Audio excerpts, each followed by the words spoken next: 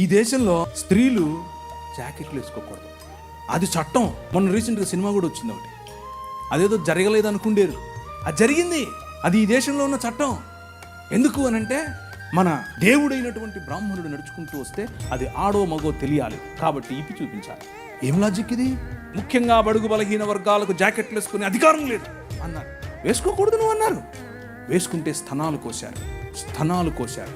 మీ స్థనాల బరువు చూసి దానికి పన్ను విధించారు. బాగా బలిశావులే కట్టు అన్నారు. కానీ చార్ల్స్ మీడ్, మీరందరూ జాకెట్లు వేసుకోవడానికి కారణం ఆయనే. నేను అబద్ధం చెప్పట్లేదు, నిజం చెప్తున్నాను.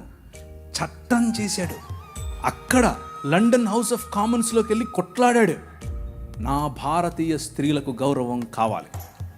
తెల్లోడే బయట నుంచి వచ్చాడు. మీరు బట్టలు వేసుకోకుండా మమ్మల్ని అనగదొరికితే వాళ్ళు మాకు జాకెట్లు పంచారు. Church mission society and London mission society వీరిద్దరి తరఫున కేరళ ప్రాంతంలో నిలబడి ఆయన ఇల్లు, ఆయన బంగ్లాను అలా కాల్చేశారు 3 సార్లు. అయినా కానీ వెనక్కి తగ్గేదిలా.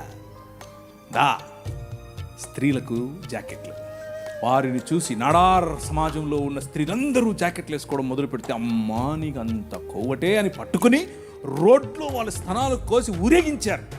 అయినా కానీ ఆయన అన్నాడు, దేవుని రాజ్యం, దేవుని శక్తి మీ మీద ఉంది, భయపడద్దు, మళ్ళీ కుట్టిస్తానన్నాడు. మళ్ళీ వాళ్ళకి జాకెట్లు వేసాడు. వాళ్ళని చూసి ఈడవ సమాజం వాళ్ళు జాకెట్లు వేసుకోవడం మొదలు పెట్టారు. కేరళ మొత్తంలో విప్లవం. ఏం విప్లవం? జాకెట్ల విప్లవం. చార్ల్స్ మీడ్ కారణం చేత స్త్రీలందరూ ఈరోజు జాకెట్లు వేసుకుంటున్నారు. మన రాజ్యం, దేవుడు నిర్మించే రాజ్యం, అది ప్రభావవంతమైన రాజ్యం. శత్రువును కూడా తన భావజాలంలోనికి మర్చుకోగల రాజ్యం.